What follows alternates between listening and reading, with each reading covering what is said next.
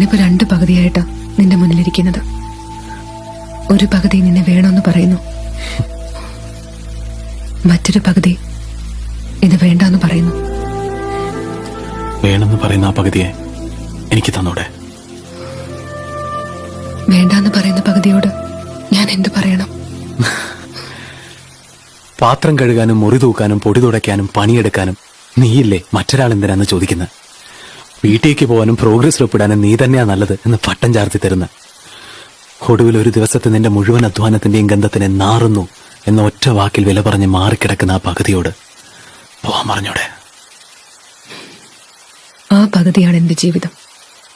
പക്ഷേ 14 വർഷത്തിന് ശേഷം ആ പകുതിക്ക് ഞാൻ അറിയാത്ത മറ്റൊരു പകലും രാത്രിയുണ്ടെന്ന് അറിഞ്ഞപ്പോ അതിലെന്താണ് തെറ്റെന്ന് എന്റെ മുഖത്ത് നോക്കി ചോദിച്ചപ്പോ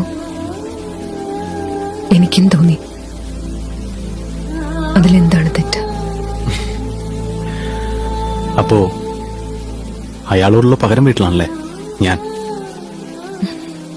അല്ല, അയാൾ ഇതുവരെ തരാതിരുന്നത് നീ എനിക്ക് തന്നു.